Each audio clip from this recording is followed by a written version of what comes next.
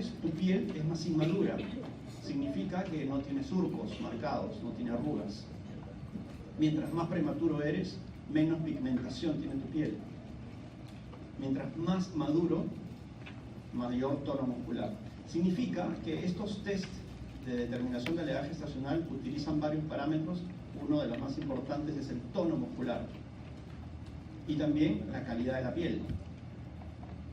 Significa que si un niño es prematuro, está flácido. Un niño a término tiene la predominancia de los músculos flexores, por eso está en semiflexión. Y esa es la postura normal. Los niños nacen con muy buen tono muscular y están en semiflexión. Los prematuros tienen cada vez menos tono muscular. El prematuro extremo tiene los brazos totalmente extendidos. Significa que habrán test que sean netamente físicos y de acuerdo a características físicas que yo observo en el niño, sumo parámetros y puntaje y me da una edad gestacional. Pero habrán otros neuromusculares, porque en la medida que suben las semanas, aumenta la maduración neuromuscular. Entonces hay test neuromusculares y hay test físicos. Pero los mejores son los mixtos, los que tienen una parte física y una parte neuromuscular. Entonces, hay muchos autores que han hecho estos scores. Tenemos a la doctora Dargasies, que en el año 77 publicó este trabajo con un test que era solamente neuromuscular. Y de acuerdo a la maduración neuromuscular, básicamente el tono muscular te daba una edad gestacional. Pero si un niño nace con asfixia, por asfixia sale hipotónico, entonces ya no te sirve mucho. Luego apareció el doctor Asher, y el doctor Asher creó un método puramente físico. Y te daba una edad gestacional de acuerdo a esta valoración física. Pero era muy ambiguo y te daba rangos muy abiertos. Por ejemplo, él te decía, sale menos de 36, entre 36 y 38 o más de 38. Pero como eran tiempos antiguos donde eso era suficiente, todo bien. Pero en estos tiempos donde un niño pesa 600 gramos, 800 gramos, tiene 23 semanas, ese test ya no sirve más. Y apareció el gran Dubowitz. Este es uno de los grandes genios porque él creó un método mixto, físico y neuromuscular. Sumó lo que había hecho Dargasies y lo que había hecho Asher y creó un método que tuviera 11 criterios físicos y 10 criterios neuromusculares. Este test ya no se usa, lo tendrían que buscar en libros viejos. Era muy preciso, muy riguroso, le tomaba mucho tiempo hacerlo porque eran 21 parámetros. Esto lo he escaneado de un libro viejo. Estos son los criterios neuromusculares que se basan fundamentalmente en el tono muscular. Vean, postura, un niño totalmente extendido era 0 y un niño en total semiflexión le daba puntaje 4. Signo de la ventana es la mano sobre la muñeca, el ángulo final que tiene el niño. Entonces, de acuerdo a la angulación que encuentras, te da más puntaje. El rebote del brazo, que es el niño, le pones la mano sobre le doblas el antebrazo unos segundos, cuentas hasta 10 y después lo abres y lo sueltas y regresa. Mientras más edad gestacional, regresa más rápido. El prematuro extremo lo abres y ahí se queda. ¿No? Entonces lo mismo ocurre con la dorsiflexión del tobillo, el rebote de la pierna, eso lo tienen que ver en la práctica. O sea, con sus profesores de práctica van a hacer estos métodos con el bebé ahí. Entonces eso te daba un puntaje, sumabas. La última también es interesante, la suspensión ventral. Le pones la mano al niño acá, lo suspendes y el niño prematuro, sus extremidades caen flácidas. El niño a término las levanta, está enterito, ahí bien tónico. Y los signos físicos de este test eran 11 y si se dan cuenta la mayoría de parámetros tenían que ver con la piel. Presencia de edemas en la piel, calidad y textura de la piel, color de la piel, transparencia de la piel, lanugo, pliegues plantares, hasta ahí toda la piel. Después el nódulo mamario, el tamaño del nódulo, lo que palpas en la mamila, eso también te da un puntaje. Tejido glandular mamario, forma de la oreja, mientras más prematuro, menos surcos de la oreja.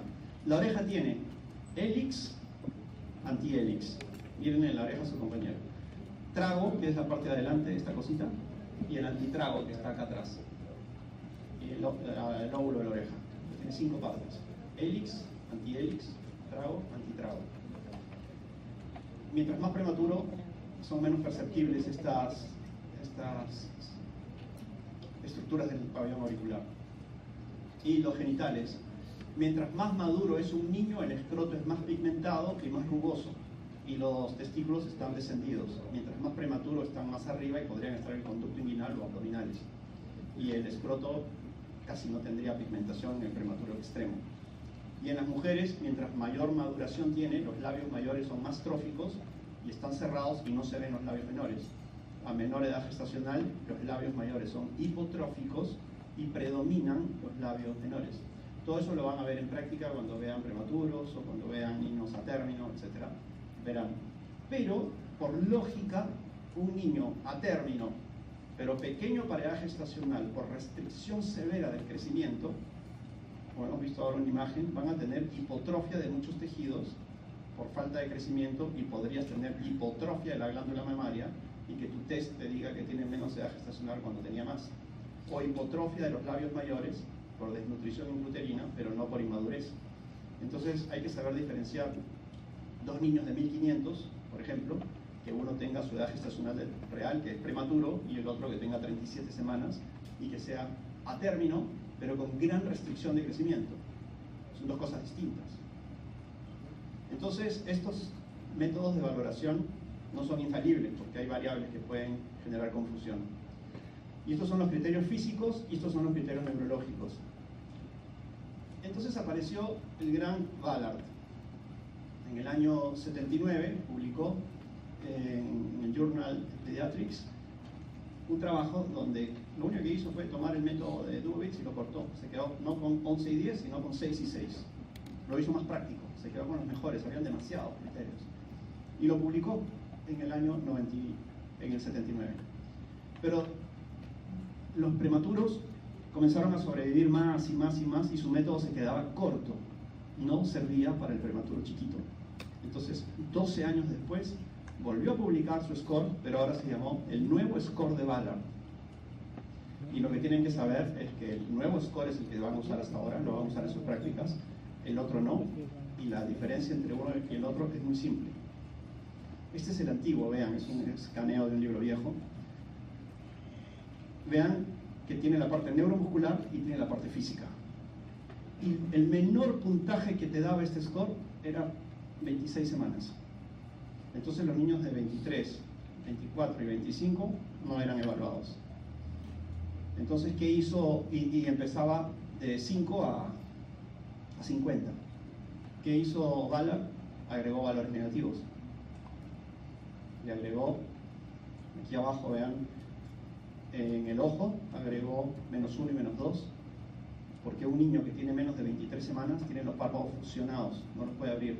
Cuando sean internos y no es un prematuro muy pequeño, a las 3 de la mañana, y ustedes mandan llamar al R3 o al asistente, y en esos 2 minutos que tarda en llegar, ustedes tienen que tomar la decisión si reaniman o no reaniman.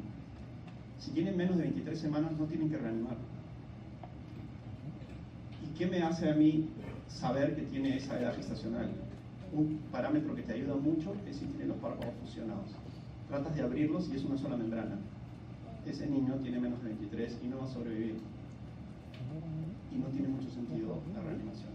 Cuando tengan la clase de reanimación cardiopulmonar en recién nacidos, van a responder a la siguiente pregunta: ¿cuándo no reanimar?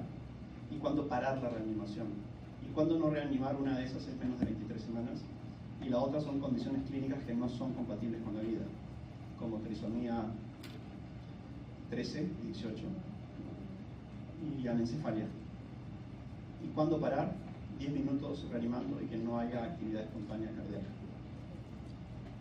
Entonces, el nuevo score de Ballard es el que vamos a usar en sus prácticas, y si ven aquí el score, empieza en la semana 20 y se va hasta la semana 44. Es mucho más completo. Pero los hospitales van a usar mucho este método de Capurro. El método de Capurro, este es un uruguayo que fue su tesis de doctorado, es un método solamente físico, muy práctico, muy rápido. Yo también lo uso, es buenísimo. El único problema es que no sirve para los prematuros, pero como el 90% de los niños son a término, Y en el día a día, en tu labor de internado, casi todos los niños que tú vas a atender son los a término, porque no te van a dejar atender a los prematuros. Es el score que vas a usar tus 3 meses de pediatría. Así que este es el que más vas a dominar, el test de Capurro. Es solamente físico y utiliza la oreja, de acuerdo a la información que dice ahí, la conformación de las curvaturas de la oreja, te da un puntaje que puede ser 24 como máximo. La glándula mamaria, eso tienes que palpar, ahí no se ve, sino se palpa, y de acuerdo al diámetro te da un puntaje. Después la formación de la areola, ahí sí, ahí se ve, no se toca, y de acuerdo del diámetro, la coloración, la presencia de los corpúsculos alrededor de la areola, te da un puntaje que llega hasta 15. La textura de la piel también te da un puntaje máximo de 20, y los pliegues plantares, o sea, los surcos, mientras mayor maduración tiene un niño, él tiene mucho más surcos, y puede llegar a tener, no se lee acá, pero parece que 30 y tantos. Entonces, un niño que tiene el máximo puntaje en todo, lo marcas, se lo sumas a 204 y lo divides entre 7 y te da una edad gestacional. Cuando sean internos van a darse cuenta que sumas rapidísimo y 280 entre 4, entre 7 es 40, ¿no? Entonces si te sale 273, tú ya sabes que son 39 semanas. Si te sale 287, 286, ya sabes que es 41. Si te sale 266, ya sabes que son 38 semanas. Ya con la práctica no estás usando calculadora, sino rápidamente haces el cálculo mental. Pero siempre en todas las salas neonatales de atención de parto tienes una de estas pegadas en la pared. Entonces tú vas mirando, atendiendo y rápidamente sacas una edad gestacional. El único problema es que no sirve para prematuros, porque imagínate que un niño es prematuro y ves la oreja y le pones 0. Tamaño glándula mamaria, 0. Formación del pezón, 0.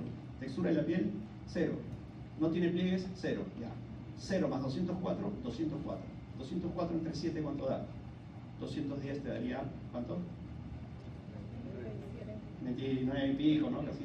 Entonces, todos los prematuros de la semana 29 para abajo tienen el mismo puntaje, porque no hay menos. Entonces no sirve para prematuros. Pero les va a servir en el día a día para más del 90% de los niños que nazcan.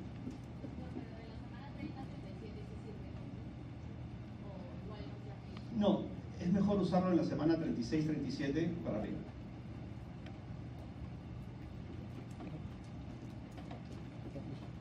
Test de Apgar. También lo van a usar mucho en su práctica. El test de Apgar no sirve para diagnosticar asfixia. No por nacer con Apgar 0 estás asfixiado. El Apgar solamente sirve para ver la adaptación inmediata a la vida extrauterina, nada más. El Apgar se hace al minuto de vida, a los 5 minutos, y si fuese necesario, a los 10, a los 15, a los 20. Pero normalmente es al minuto y a los 5 minutos. Salud. Y la palabra Apgar no son siglas de nada, son el apellido de Virginia Apgar. Ella era una anestesióloga, vean ahí la referencia, publicó su paper en el año 52.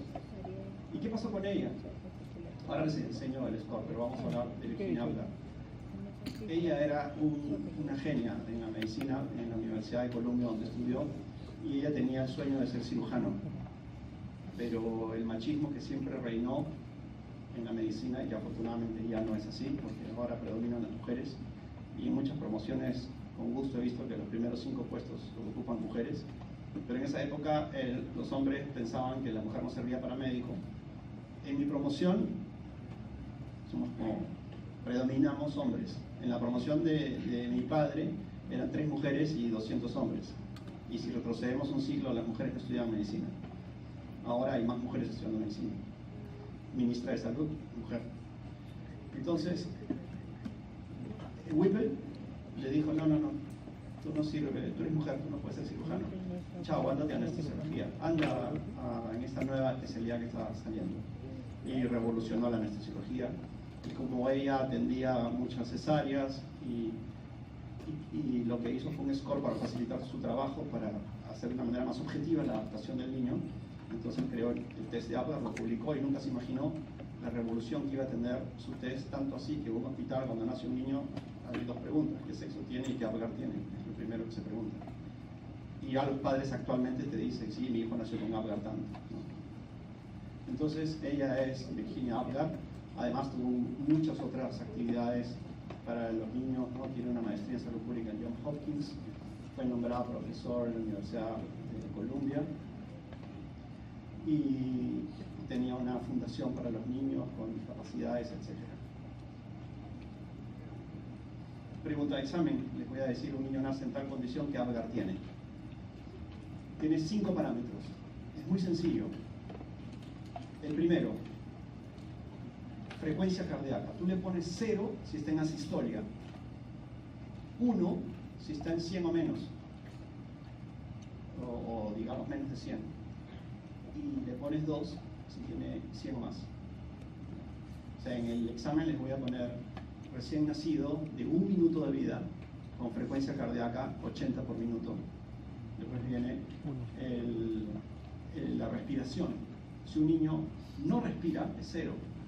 Si un niño respira sin llanto, es 1. Y si un niño llora, es 2. Si llora, está respirando. Ya no tienes que evaluar más. Tono muscular, si nace atónico, 0. Hipotónico, 1. Hipertónico, 2. Pero si nace en semiflexión, es 2.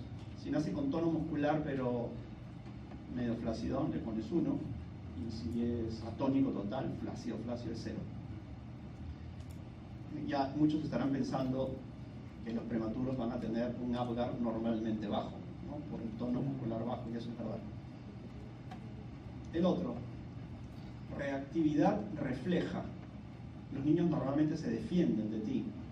Te sacan la mano, te botan la sonda, te botan esto. Entonces un niño que se defiende y te pone gestos de que si pudiesen hablar te dirían saca, ¿no? Y algo más. Un niño, ese es 2. 1 es que te hace muecas pero no se defiende. Y 0 es que no hay respuesta porque hay atonía. Y el color totalmente rosado, que es casi imposible, es 2. Rosado con manos y pies cianóticas, eso es lo común, por esa baja de temperatura grotesca que tiene el niño al nacer, y se defiende la hipotermia con vasoconstricción periférica, es 1. Y totalmente morado, 0. Y eso lo haces al minuto. Entonces ya con la práctica no vas a estar mirando la tabla, sino si el niño está chillando como loco, su corazón está latiendo más de 100. Obvio, ya no tienes que estar escuchando, porque ningún niño llora con ese vigor en bradicardia. Y si está llorando como un campeón, su tono muscular también está bueno, basta mirar sus extremidades. Entonces si yo veo a un niño que está en semiflexión y llorando como un campeón, ya tengo 3 parámetros. Entonces cuando me voy a acercar a tocarlo y comienza a defender, ya tengo el 4º parámetro. Y el color, lo miras. Mírale las manos y los pies. ¿Están moraditas? Sí, siempre van a estar moraditas. Por eso el Apgar siempre es 9. 9 al minuto, 9 a los 5 minutos. Y ese es el Apgar que van a hacer al minuto y a los 5 minutos. Entonces la gran pregunta es la siguiente. Bueno, esto es lo que les decía, que a menor edad gestacional el Apgar deja de ser tan exacto. Ya. Esta pregunta la vamos a resolver ahora. Y una vez la puse en el examen y hubo un porcentaje importante de gente que la falló. Sentido común. Vamos a un parto, o alguno de ustedes voy al parto en una práctica y le doy un cronómetro y le digo, por favor, avísame al minuto. Ya, entonces van a hacer el niño y el que me ha acompañado está con el cronómetro y dice, ¿en qué momento lo activo? ¿En qué momento activo el cronómetro? Entonces la pregunta es, ¿cuál es el momento 0? ¿Cuál es el momento que significa nacer? Cuando cortamos el cordón. Coronar es cuando aparece media cabeza en la vagina. Cuando sale todo el cuerpo, todo. Cuando sale toda la cabeza hasta el cuello y ya el niño saca la cara, le ves la cara. O cuando llora. Entonces vamos a levantar la mano. Levanten la mano los que dicen A. Sin miedo, levántense, equivóquense ahora. Porque en práctica van a hacer derroches si no saben esto. Levanten la mano los que dicen A. Ya. Levanten la mano los que dicen B. Ya. Levanten la mano los que dicen C. D. E. Ya. Vamos a empezar por los que han dicho E. Nace un niño con asfixia, nace flácido, ligas el cordón, no llora porque está con asfixia, te lo llevas a neo, lo intubas, ventilador mecánico, 3, 4 días mejora, le sacas el tubo y el niño llora y dices, ¡uy, nació! Entonces, esa no es. Cuando cortamos el cordón umbilical, desde hace bastante tiempo existe la práctica muy buena, respaldada por mucha evidencia científica y muchos estudios de que el clampaje tardío del cordón es bastante positivo para el niño porque aumenta sus niveles de hemoglobina y sus reservas de hierro a largo plazo y a corto plazo. Entonces, nosotros clampamos el cordón al 2 minutos, minuto y medio, en realidad cuando deja de latir. Entre minuto y medio, 2 minutos, dependiendo de cada caso, hacemos clampaje tardío. Y cuando clampas el cordón a los 2 minutos, el niño ya está en el pecho de su madre lactando. Ese niño ya nació. Al coronar, a veces corona y se regresa, porque es muy grande, porque hay distocia de hombros, etc. Y cuando sale la cabeza, a veces sale la cabeza y es un niño macrosómico con tremendos hombros y no sale, y sale minutos después. La definición es cuando sale todo el cuerpo. Si sale encefálico, cuando sale el último pie, y si sale podálico, cuando sale la cabeza. Esa es la definición de nacer. Entonces, en el examen yo les voy a poner el interno tal, recibe un niño, y al minuto de vida se encuentra 2 puntos. Frecuencia cardíaca 60, está hipotónico, respira pero no se le siente llanto, etc. ¿Cuál es el APGAR? Así de simple. Igual un porcentaje importante falla. Entonces, sentido común.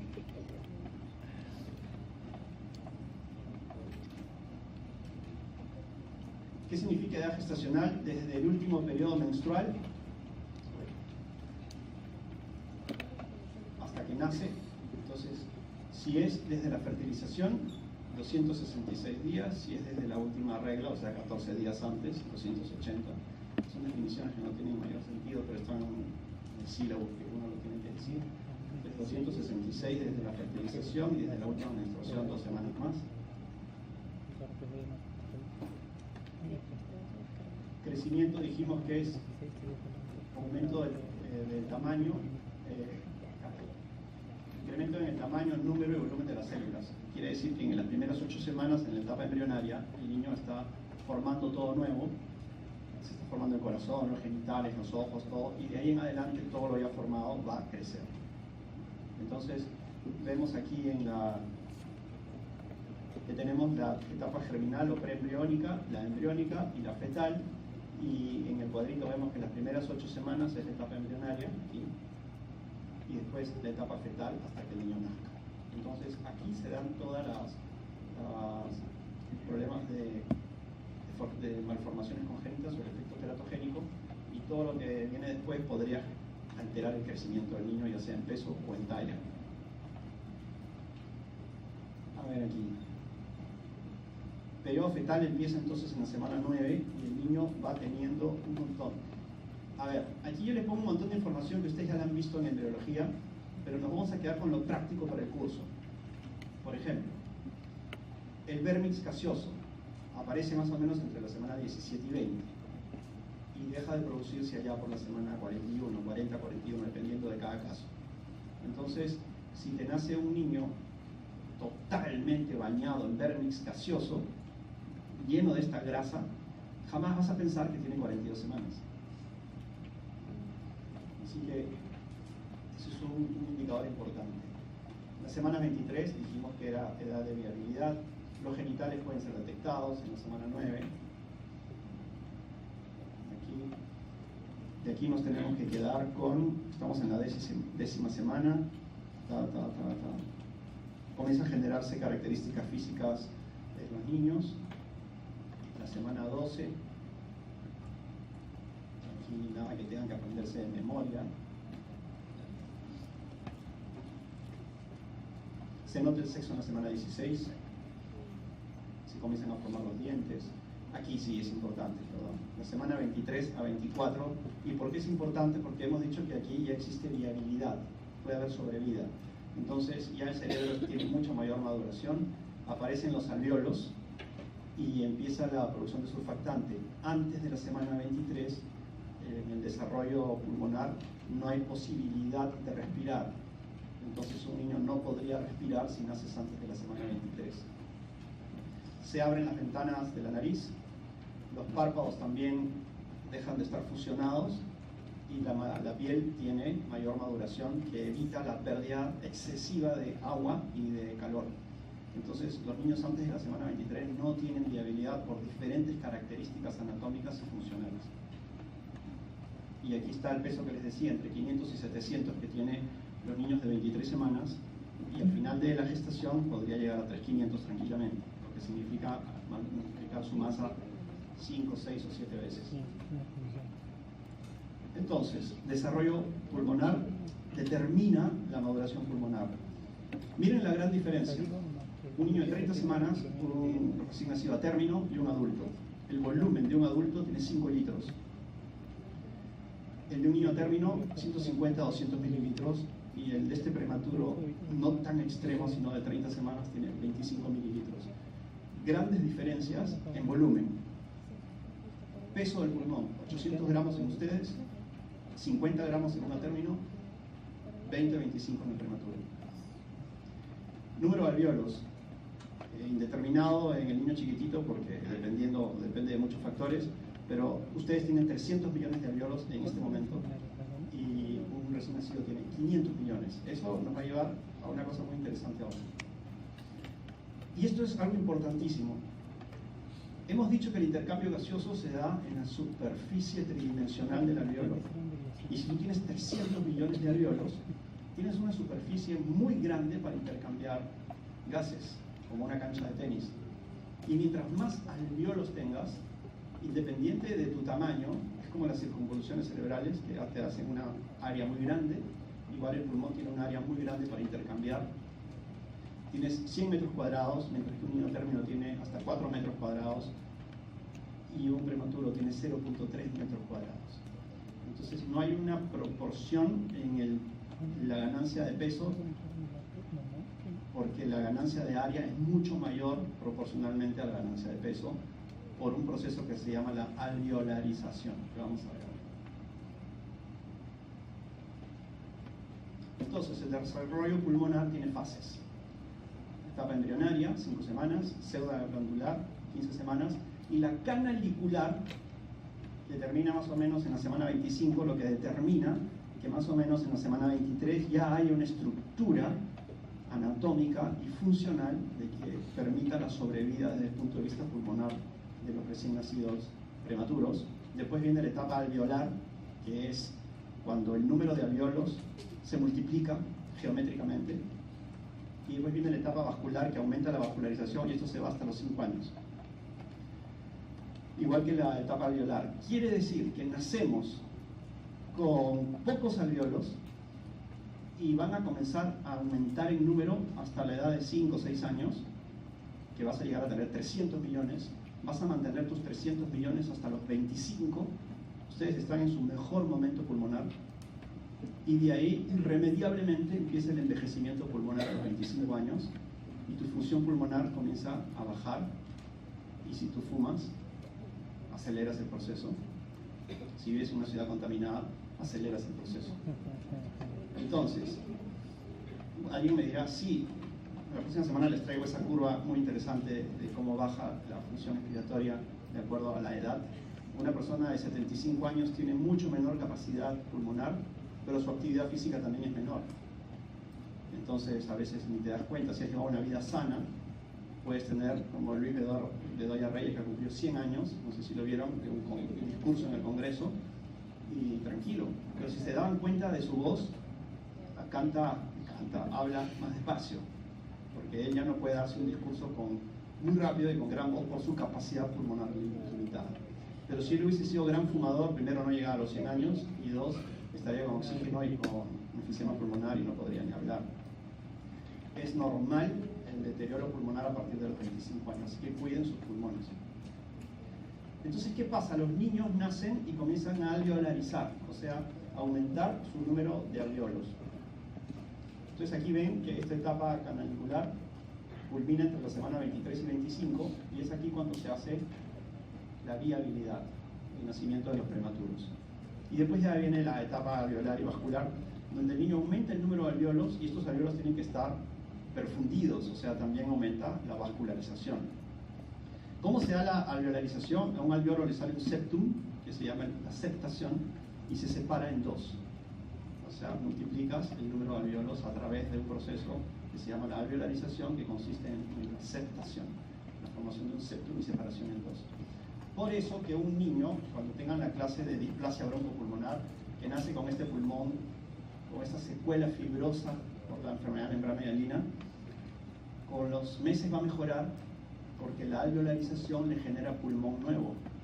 Mientras que uno de ustedes con 25 años comienza a fumar y después de 20 años, ese pulmón fibroso no se va a recuperar nunca y van a tener enfisema pulmonar, fibrosis pulmonar, y irremediablemente van a morir de una consecuencia de esto y nunca se va a ver una mejora. Pero un niño chiquito sí mejora, porque tiene los primeros años de vida para recuperar su número alveolar, su superficie de intercambio gaseoso y su volumen pulmonar. Aquí están las fases con un poquito más de información. Pregunta de examen: ¿cuál es la fase en el desarrollo pulmonar a partir de la cual el niño es viable? ¿Ya? Estoy dando las preguntas ya.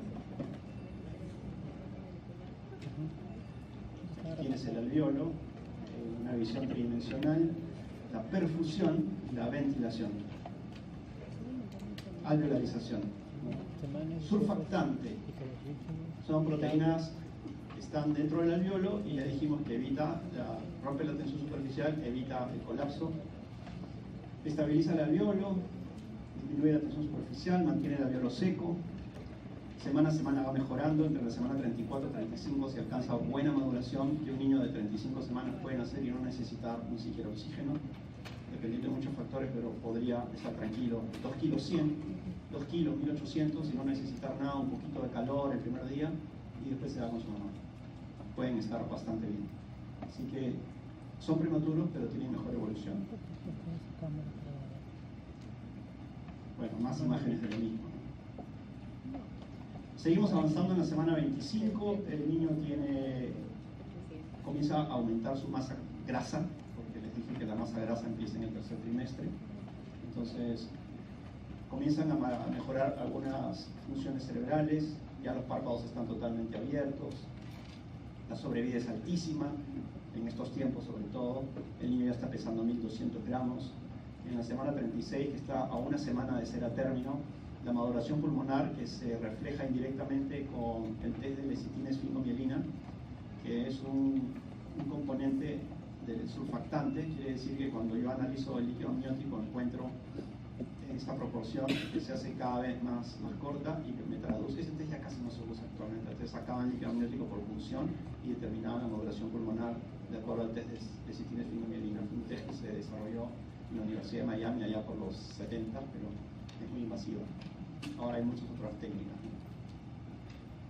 Bajan los testículos, ya están péndulos en el escroto, los labios mayores están igualmente prominentes, y cuando ya naces con 38, 39 o 40 o 41, los labios mayores son mucho más tróficos, están cerrados y no se ven los labios menores. Ya en la semana 40 el escroto está rugoso, los labios mayores son grandes, las uñas están grandes también. Si tienes 42 semanas van a ver que los niños nacen con las uñas muy grandes, muy largas y teñidas de mecomio. Entonces, en el periodo embrionario hay hiperplasia y en el tercer trimestre hay hipertrofia. Aquí simplemente para que vean cómo los órganos se van a formar en la etapa embrionaria y después, ya formados, todos van a crecer. El cerebro, ¿qué tienen que recordar del cerebro? Nacemos con un cerebro que es el 25% del cerebro que vamos a tener en la adultez.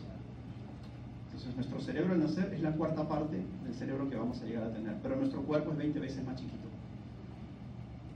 Entonces, y el primer año de vida el cerebro crece tanto que al año es el 66%, y a los 2 años es el 80%. Por eso te dicen que la nutrición del primer año, los primeros 2 años de vida, es tan importante para el cerebro, porque el niño está yendo a 500 kilómetros por hora en carretera. Entonces, un déficit nutricional te puede generar grandes problemas neurocognitivos. Y ahora que estamos en campaña nacional contra la anemia, ¿por qué es importante el hierro entonces? ¿Quién sabe por qué hay tanto problema con el hierro? Que no, que el hierro, que los niños. ¿Qué hace el hierro? ¿Qué hace el hierro? Ya, la oxigenación, perfecto. ¿Pero qué más? Es importante para la mielinización de las neuronas. Y si no tienes buena mielinización, la conducción eléctrica es pésima y todos los procesos neurológicos se alteran, entonces menos aprendizaje. El hierro es importantísimo para la sinapsis, para la interconexión entre las neuronas, que se traduce también, entre otras cosas, aprendizaje, habilidades neurocognitivas. Un niño con anemia no aprende. Más allá de que está cansado, más allá de que está pálido, más allá de que está malnutrido, un niño con anemia no aprende. Y queremos mejorar las condiciones educativas y tenemos 47% de la población del Perú está con anemia. Y en Puno llega a 76% el porcentaje de niños con anemia. En Argentina es 16%. En la mayoría de países latinoamericanos están por debajo del 15%. En Chile está 5%. Perú tiene 47% de niños con anemia y los congresistas se siguen peleando por estupideces en el Congreso. Entonces, es importante el hierro en la infancia por muchos otros elementos, no solamente porque están anémicos y cansados, sino porque no van a aprender nada y vamos a tener una población adulta, incapaz, y muchos de ellos van a terminar en el Congreso. Disculpen, pero soy totalmente apolítico y odio a los políticos. Entonces, el cerebro crece en tamaño, pero también crece en sus circunvoluciones. Entonces, el primer año de vida es importantísimo y tú dices, ya, pero ¿qué tanto aprende un niño en el primer año? ¿Cómo que qué tanto? A los 3 meses controla. Acuérdense esta correlación de desarrollo que lo van a ver en pediatría. A los 3 meses controla el cuello, quiere decir que la cabeza ya no se le cae. ¿Y por qué se le cae? Porque la cabeza es gigante, una cuarta parte de su cuerpo. Si entrara un neonato de 1,80 m acá y entrara caminando, sería cabezonazo. O sea, todos dirían, esta cabeza. Y se caería. Necesitaría un arnés para llevar su cabeza. Entre otras cosas, no podría hablar, la lengua sería gigante, etc., ¿no? Porque la cabeza es el 25% de su cuerpo. Entonces, este niño comienza a crecer en el primer año de vida y el cuerpo crece mucho, mucho, mucho, y llega al año y ya no tiene 25%, es mucho menor el porcentaje, entonces el niño se puede poner de pie. ¿Qué aprende el niño en el primer año de vida? A controlar el cuello, aumenta la fortaleza cervical y a los 3 meses tú puedes coger a un niño del tórax en posición vertical y él mantiene su cabeza recta y puede girar si quiere ver algo. Entre los 6 y 8 meses aprende a quedarse sentado, ya no se cae y descubre que el mundo ya no es horizontal, es vertical. Y disfruta a morir la posición sentado y comienza a manipular todo lo que tiene a su alrededor, a explorar, a jugar, y se ríe y disfruta estando sentado cuando empieza a comer.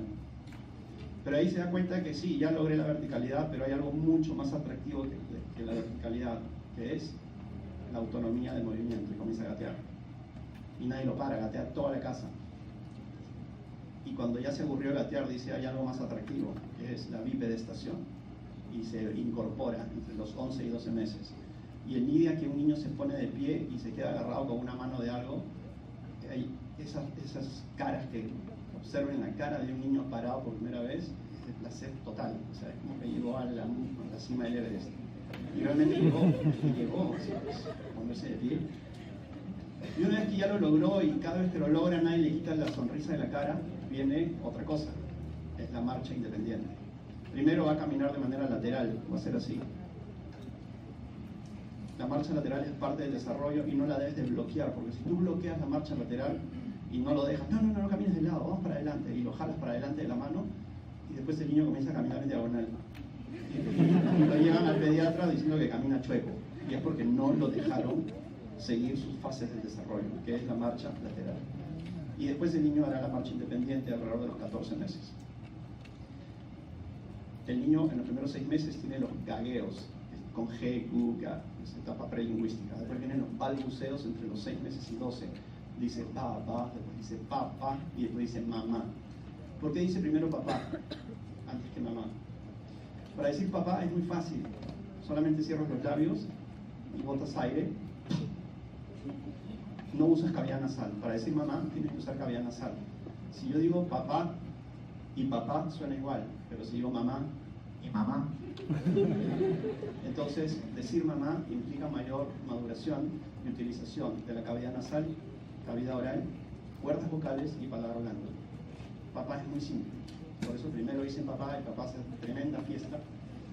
Al mes dice mamá y la respuesta que encuentra de la madre es mucho mayor y deja de decir papá y empieza a decir mamá. Entonces llega el papá, disfruta ese mes que va a decir papá y después viene la mamá. Por eso es tan importante el desarrollo neurológico en el primer año de vida, porque eso que aprende el niño es mucho más que estudiar medicina a 7 años. Es mucho más a lograr todo eso. Entonces aquí está la estructura corporal comparativa. Recién nacido, 25% es la cabeza, 75% es el cuerpo. Y un adulto promedio, la cabeza es la octava parte de su talla. A ver, silencio. Esto de acá a acá es el 12.5% de la talla. Entonces, si a alguien le gusta dibujar o ha tenido clases de arte, seguramente le explicaron que cuando dibuje su cuerpo, la altura de la persona tenga 8 cabezas, siendo 2 cabezas del suelo a las rodillas, 2 cabezas de las rodillas a la sínfisis del pubis, 2 cabezas de ahí hasta el inicio del esternón y 2 cabezas hasta el final. Si tú mantienes esa proporción en un test con el psicólogo, no van a decir que estás loco. Vas a tener una estructura más o menos buena, ¿no? Una top model tiene una estructura de 9 cabezas, pero más o menos estamos en 8. Los neonatos tienen 4, y mientras más prematuro eres, la cabeza es mucho más grande.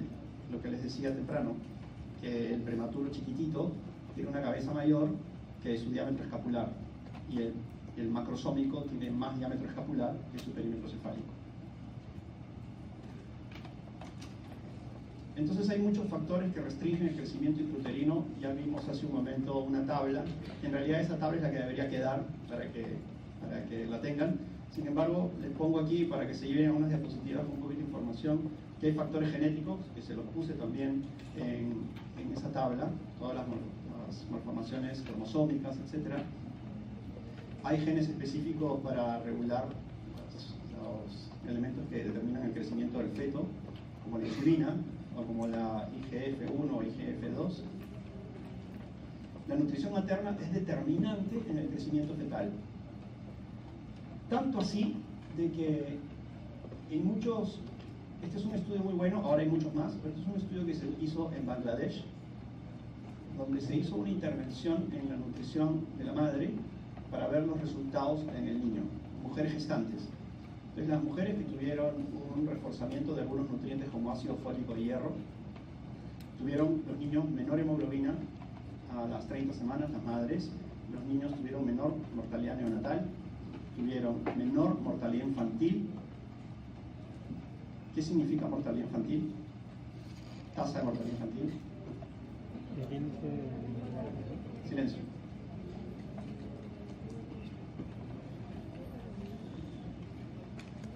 ¿De cuántos niños? De 1000, muy bien. ¿Cuántos niños por cada 1000 no celebrarán su primer cumpleaños? Tasa de mortalidad infantil. Pregunta de examen. Menos abortos espontáneos, etc. Entonces, interviniendo en la nutrición de los bebés, mejora notablemente el crecimiento fetal. Y eso nos lleva a una cosa que ya dejó de ser novedosa, pero cuando empezó este siglo sí que lo era la epigenética. Yo aprendí en el 89, cuando empecé a estudiar medicina, en el 90, de que una vez que se generaba la concepción de la vida, tu libro genético ya estaba escrito. Estaba todo escrito. Pero en realidad todo puede ser modificable en las primeras semanas de la gestación, y eso se llama la epigenética. El cambio de tu genoma por factores que envuelven al feto. ¿Y qué envuelve al feto con gran fuerza? Es la nutrición de la madre. Eso se llama el epigenoma, el nutrigenoma, perdón. Entonces, la genómica nutricional está centrada en descifrar el mecanismo biológico de esta interacción, ¿no? De el nutriente y la influencia sobre la salud del feto. Entonces acá encuentran que la exposición a estos nutrientes de la madre puede iniciar enfermedades crónicas en adultez temprana. Entonces los alimentos de la madre tienen la nutrigenómica, hacen una alteración del genoma humano de este feto, de la expresión genética, se genera una reprogramación del gen, se logra una variación, y esto es la nutrigenética que va a hacer que los niños cambien sus vías metabólicas, porque imagínate que una mamá no come bien, tiene desnutrición crónica y está gestando. Este niño que tiene 4, 6, 8 semanas, que está dentro de ella, su organismo percibe de que afuera hay hambruna y tiene que modificar sus vías metabólicas para que al nacer lo poco que coma lo utilice mejor. Entonces, entre esas variaciones tiene que alterar su leptina. Ustedes saben que la leptina inhibe el apetito dependiendo del porcentaje de grasa corporal que tengas. Pero esta leptina se altera en ellos y no va a tener esta inhibición del apetito, entonces se convierten en niños acumuladores de grasa. Porque se supone que afuera no hay comida. Porque siglos atrás, tener grasa corporal era signo de éxito. Una persona con grasa corporal o grasa abdominal hace algunos miles de años era un tipo exitoso que tenía comida. Porque si tú querías comer tenías que cazar, tenías que recolectar. Si tú eres un ocioso te morías de hambre. Entonces, cuando el niño nace y se encuentra en un mundo que todavía los alimentos sobran, porque hay mucho más alimentos que lo que necesitan los 7.000 millones de personas, solo que hay inequidad, está totalmente mal repartido. En Latinoamérica hay 3 veces más alimentos de lo que necesitamos, pero tenemos desnutrición crónica en más del 40%. Entonces, estos niños al nacer tienen sus vías metabólicas alteradas y se convierten en seres ahorradores y aumentan sus posibilidades de obesidad, de diabetes mellitus, de síndrome metabólico, hipertensión y enfermedad cardiovascular en el futuro, porque se generó una reimpresión metabólica o una reprogramación metabólica de su genoma, y esa es la epigenética. Entonces, los nutrientes y alimentos bioactivos pueden regular la expresión de los genes. Se adaptan al ambiente alimentario. La habilidad de los nutrientes de comunicarse con el genoma es una característica esencial de la evolución de los organismos para adaptarse al terreno en el que están, pero la situación actual que tiene el planeta es totalmente anómala. Y ha sucedido tan rápido que el ser humano no ha tenido tiempo para adaptarse a esta nueva realidad, como por ejemplo el hecho de comer azúcar.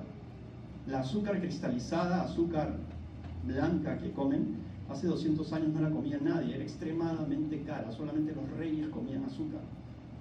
Si tú querías comer dulce, comías frutas, pero las frutas comías en cantidad moderada y ya tienen antioxidantes propios para cada fruta. Pero comer azúcar pura es algo que el ser humano no está listo para metabolizar. Lo mismo ocurre con la sal. Si tú le das sal a un bebé, agregada al sodio que ya tiene todo lo que come, sus riñones van a ser incapaces de eliminar este sodio y su presión va a estar permanentemente alta y estás generando un hipertenso futuro. El ser humano muy rápido ha cambiado sus hábitos y no está listo para metabolizar, y tarde o temprano, ya está pasando, ya pasó que la gente tiene hipertensión, diabetes con 25 años, 30 años, 35 años.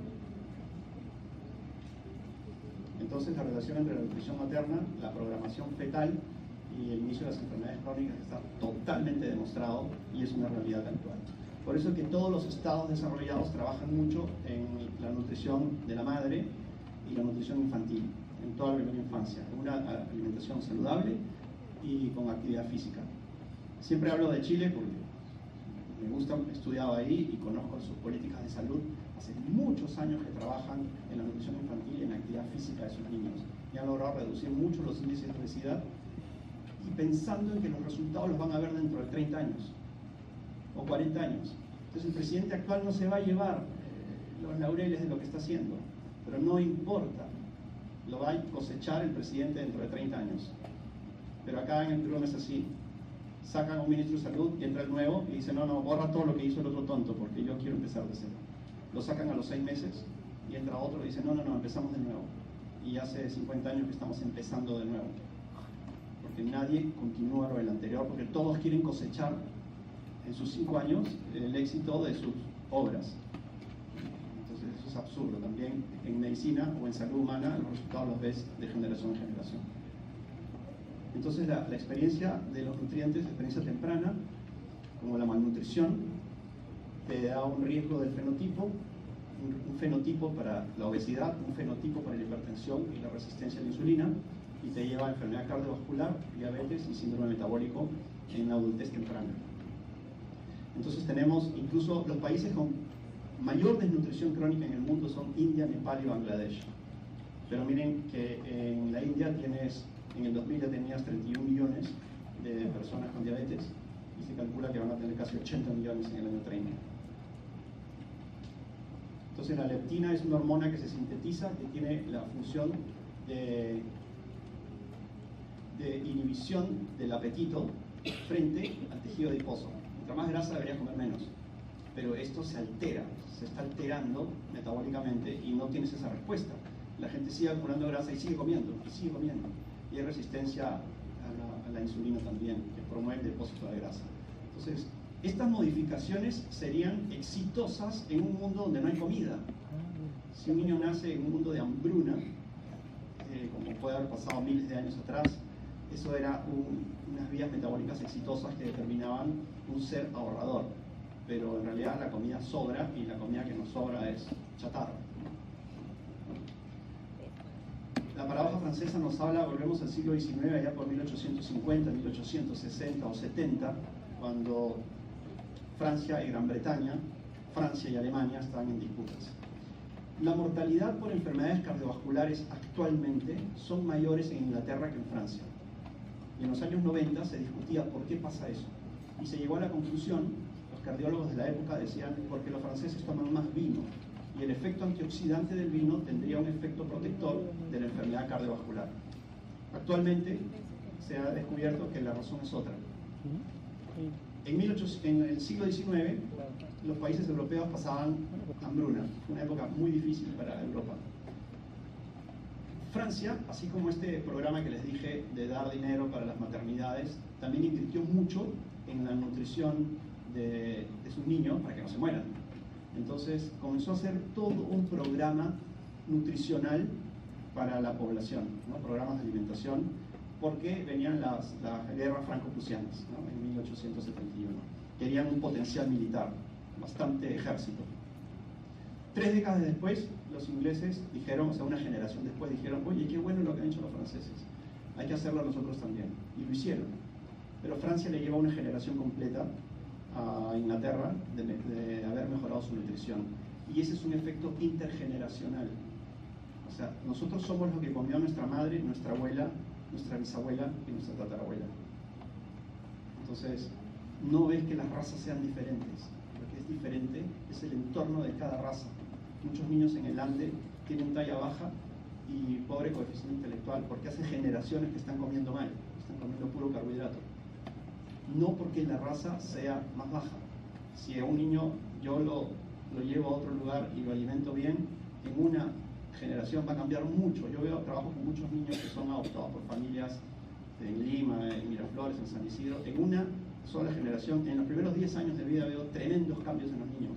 Son más altos, su personalidad cambia, son totalmente sueltos, no son tímidos.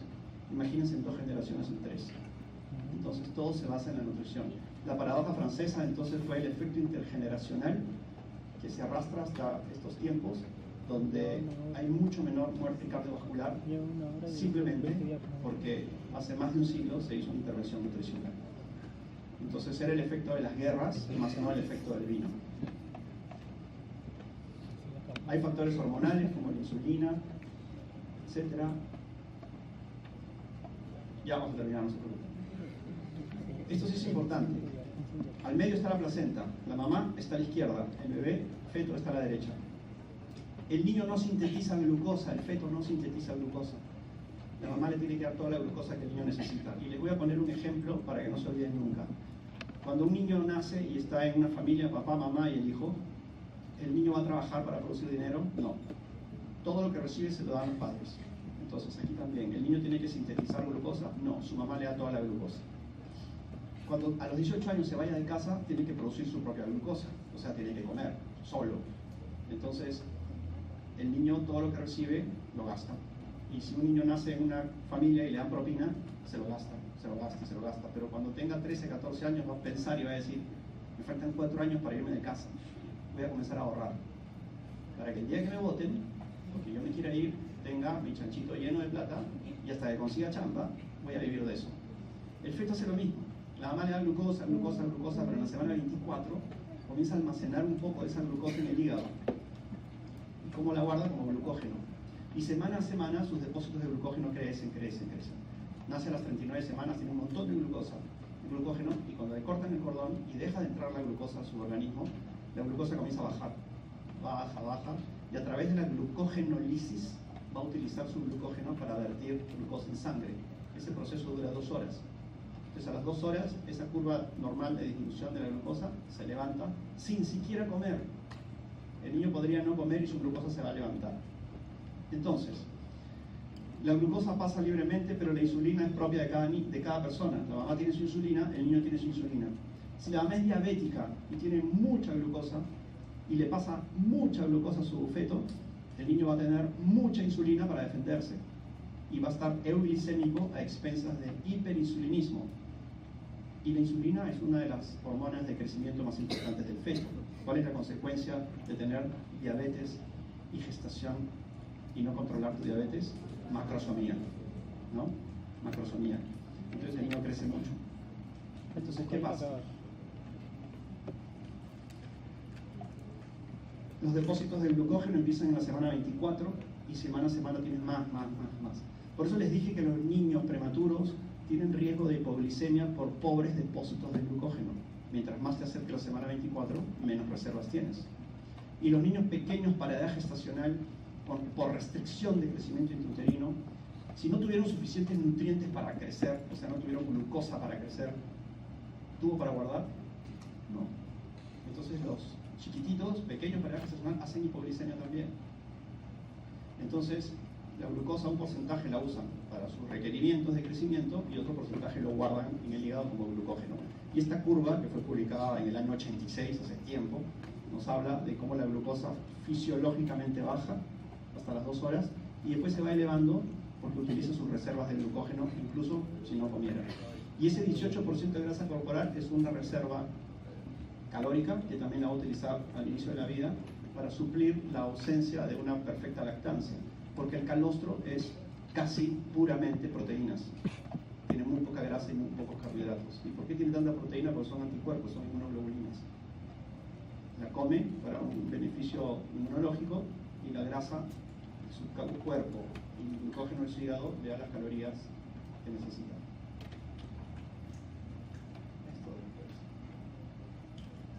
La edad materna es importante, entonces, como hablábamos temprano, miren, esto es muy interesante, a mayor edad de la mamá, sobre todo para las doctoras, ¿no? Que por la profesión van posponiendo, van pateando la maternidad y la van dejando para después. No la pospongan tanto, tampoco tengan hijos ahorita, pero siempre hay mamás. Levanta la mano a las mamás. Una, ¿solo una? Te felicito por ser mamá y estudiar medicina. Difícil, ¿no? ¿Tienes 1 o 2? Bueno, tú no vas a tener este problema. Miren cómo baja la fertilidad por la edad y cómo suben los abortos espontáneos con la edad. ¿Y cómo la llevamos, cómo la tenemos los hombres?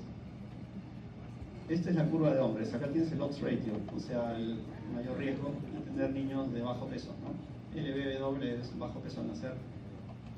Un hombre de 55 años tiene 1.2, claro, más, pero tanto más, ¿no? Y tú puedes ser papá a los 60, a los 70. O sea, realmente ser mujer, y todos deberíamos rendir tributo a eso, ser mujer es mucho más difícil que ser hombre. Nosotros no tenemos una menstruación todos los meses. Nosotros no tenemos que dar de lactar, no tenemos que parir, no tenemos que cargar una gestación 9 meses. No nos tenemos que depilar, en algunos lo hacen, pero la gran mayoría no. Por eso la mujer tiene mayor tolerancia al dolor que el hombre y mayor capacidad física de resistencia que el hombre. El hombre tiene más fuerza bruta, pero la mujer tiene más resistencia y más capacidad de selección. Se hizo un estudio muy interesante en una universidad en Estados Unidos, donde contrataron a 2 modelos, hombre y mujer, físicamente lindos, y tenían el siguiente trabajo. Cada uno de ellos tenía que entrar al campus universitario gigante ponerse en algún lugar y el chico mirar a la chica un buen rato, hacerle contacto visual, después acercarse y decirle, oye, ¿sabes qué? Te he estado mirando, me gustas y quiero acostarme contigo. Y lo mismo decía la chica. Le dijo a 100 hombres y él le dijo a 100 mujeres. Veamos en los hombres. ¿Qué porcentaje de hombres creen que dijo, vamos? 98%. Uno le dijo, me encantaría, pero me caso mañana. Y el último se asustó y se fue. Pero la gran mayoría atracó. Las mujeres, del 100%, ¿cuántas aceptaron? 0. Las 0, el 100% levantó la mirada y dijo, ¿cuál es la broma? ¿Qué pasa acá? Esto no es verdad. ¿No? Entonces, la testosterona embrutece. No, recuerden esto, la testosterona embrutece, te vuelve bruto y tosco y bestia, y en tiempos actuales es así. El hombre cuando quiere lograr un objetivo sexual se vuelve bestia y muy fuerte, y ahí viene la agresión a la mujer y la violación y todo. El hombre no tiene la capacidad de seleccionar. Cualquier mujer que le diga vamos, dice vamos, pero la mujer no, porque la mujer tiene que seleccionar al mejor. O cuando ves en la calle una perrita en celo y que la siguen 14 perros, al primero le baja la cadera, no, mátense, y el más fuerte le pisa. Y sus crías van a ser metabólicamente fuertes.